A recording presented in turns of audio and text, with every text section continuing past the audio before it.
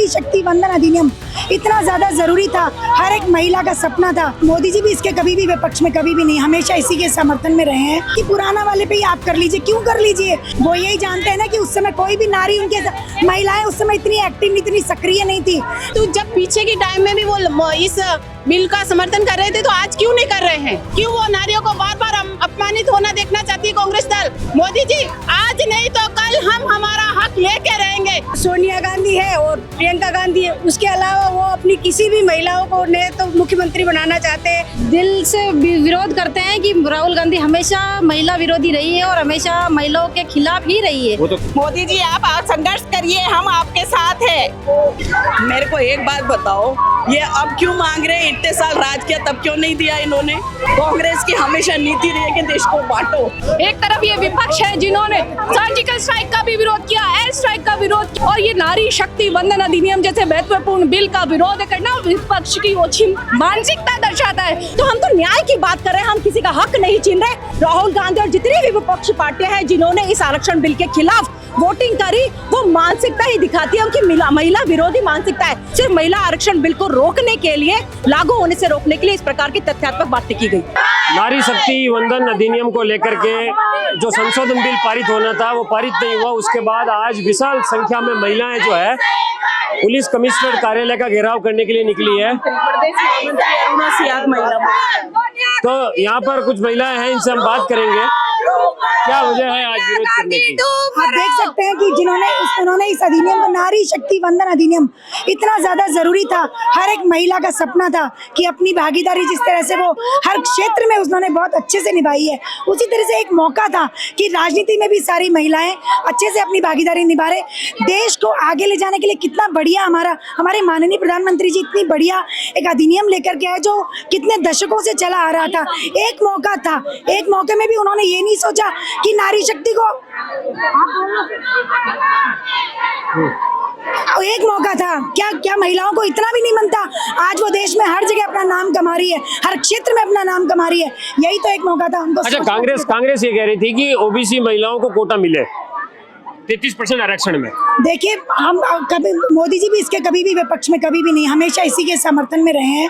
और उन्होंने तो इतना तक, आप देखिए वो किस मुद्दे, कैसे मुद्दे उठा करके लेकर के आ रहे हैं। वो कह रहे हैं कि पुराना वाले पे ही आप कर लीजिए। क्यों कर लीजिए?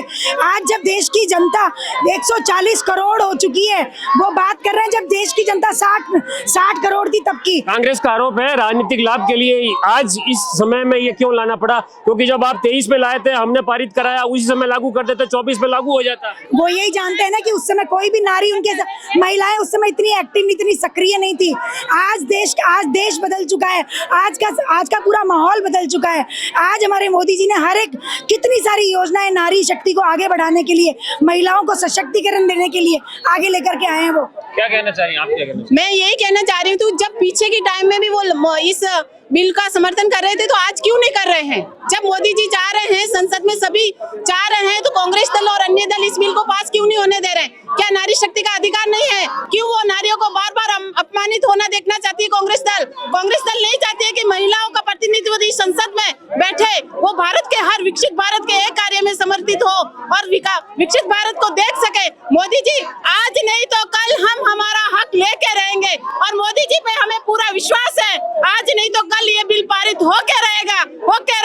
और इस अपमान का नारी आने वाले समय में उनका बदला लेके रहेगी। और कांग्रेस सरकार, कांग्रेस। मेरा नाम राजेश्वरी यादव। क्या कहेंगे आप इस पर? हमारा कहना ये है, जब बिल पास होने के लिए वो तैयार है, तो 17 तारीख को क्यों काला दिवस मनाया गया? क्योंकि वो चाहते ही नहीं है कि नारी आगे आए, क्योंकि उनके तो सोनिया गांधी है और प्रियंका गांधी है, उसके अलावा वो अपनी किसी भी महिलाओं को ने तो मुख्यमंत्री बनाना चाहते हैं, न उनको अपने जगह समान स्थान देना चाहते, इसलिए वो विरोध कर रहे हैं। और ये विरोध इतना उनको भारी पड़ेगा, ये आने वाले चुनाव में उनको पता चल जाएगा कि महिला क्या कर सकती है। आपका क्या नाम है? मेरा नाम लीला रावत। क्या कहना चाहेंगे? हम तो इसका दिल खोल के दिल से विरोध करते हैं कि राहुल गांधी हमेशा महिला विरोधी रही है और हमेशा महिलाओं के खिलाफ ही रही है। वो तो कहते हैं कि हमारी महिला है सबसे, उस कांग्रेस की अध्यक्ष हैं, बीजेपी में ऐसा नहीं है। क्यों नहीं ऐसा? आप महिलाओं राष्ट्रपति को देख लीजिए, हमारी वित्त मंत्री जी को देख लीजिए। हमारे तो बीजेपी में हमेशा महिलाओं को महिला सम्मान मिला है। और ये जो काला कानून इन्होंने लाकर हमारे काला दिवस के रूप में हम महिलाओं को जो इतना दुख और इतना वो दिया है, हम इसको आजीवन याद रखेंगे और हमारे आने वाले समय में हम इसका विरोध करेंगे और आने वाले समय में हम इनको दिखा देंगे कि हम महिला शक्ति क्या है। जो आपका क्या नाम है? मेरा नाम संगीता रावत है। मैं पूर्व सरपंच रही हुई हूँ। मैं मोदी जी से आशा लगाती हूँ कि ये बिल वो जरूर पास करवाएंगे और राहुल जैसे नेता ये बोलते ही रह जाएंगे कि नारी विधेयक को वापस हटाओ, लेकिन ये आगे बढ़ेगा और हमारे को पूरी उम्मीद है। मोदी जी आप संघर्ष करिए, हम आपके साथ हैं। शक्ति वंदन बिल को लेकर कांग्रेस ओबीसी महिलाओं के लिए कोटा मांग रही थी 33% आरक्षण में, इसको लेकर आप क्या कहेंगे? मेरे को एक बात बताओ, ये अब क्यों मांग रहे हैं? इतने साल राज किया तब क्यों नहीं दिया इन्होंने? हम तो सबके लिए, हमारी पार्टी, हमारा नेतृत्व प्रदेश का और देश का, प्रधानमंत्री जी ने पहले ही 4 भागों में पूरे देश को बांटा, उसमें महिला प्रथम है, तो उसमें भी आपको ओबीसी और ये क्यों बांटनी है? आप मुस्लिम की भी बात करते हो, आप ओबीसी की बात करते हो, क्यों? जो 33% सीटें जो बढ़ा रहे हैं, जो 33 अभी जो है उसमें से नहीं दे रहे, 33% जो बढ़ रही है, तो उसमें सभी का नंबर आएगा। उसमें कहीं ऐसा नहीं है कि ये जो कोटा बढ़ेगा वो किसी विशेष वर्ग के लिए। जब सभी है तो सभी है।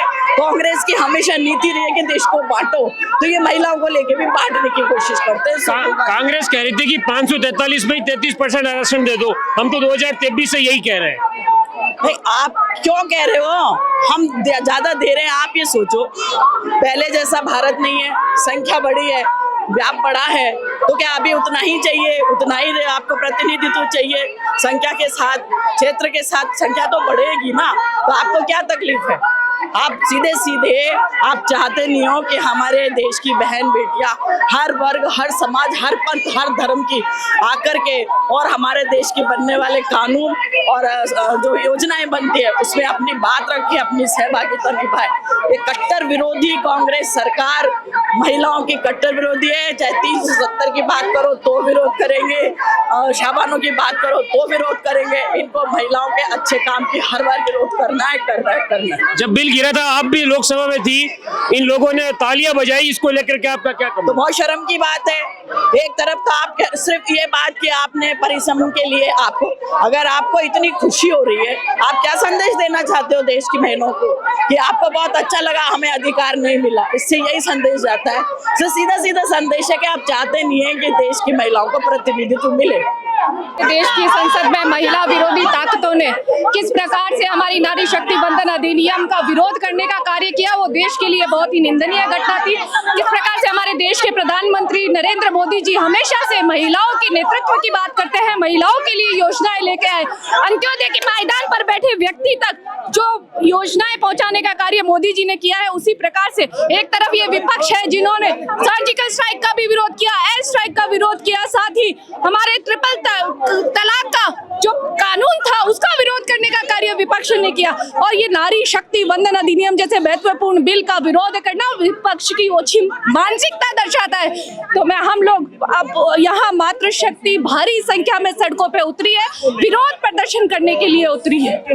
कांग्रेस ने कहा है कि जो है सीटें बढ़ाना चाहती थी, ओबीसी और महिलाओं का हक छीनना चाहती थी, इसको लेकर के क्या कहें? देखिए, ये विपक्ष महिला विरोधी है, आप सभी ने इसका नमूना तो देख ही लिया है, और ये परिसीमन की आड़ में इसको छुपाने का प्रयास कर रहे हैं। बहुत ही निंदनीय है, बहुत ही दयनीय स्थिति हमारे देश की है। और दूसरी तरफ प्रधानमंत्री जी को देखिए जो महिलाओं के हितों के लिए खड़े रहते हैं और महिलाओं को अधिकार दिलाने के लिए सदैव से तत्पर रहते हैं। कांग्रेस ने कहा कि 33% लागू करना है तो 543 सीटों पे लागू कर दो, सीटें बढ़ाने की क्या जरूरत है? नहीं, पुरुष भाई का हक और अधिकार हम क्यों मारने का कार्य करेंगे? जब महिलाओं को सीटें बढ़ाकर देने का कार्य कर रही है सरकार, तो उनको किस बात की आपत्ति है? उनको तो किसी बात की आपत्ति होनी नहीं चाहिए उनकी, बल्कि इसको विरोध नहीं करते हुए समर्थन करना इसका कार्य उनको करना चाहिए था। कांग्रेस का स्टैंड था, कांग्रेस ये कह रही थी कि 543 सीटों पे ही लागू कर दो, 33% सीटें बढ़ाने की क्या जरूरत है, क्या कहेंगे इस पर? देखिए बिल्कुल सही प्रश्न है, क्योंकि लगातार जनता को भड़काने का काम किया गया।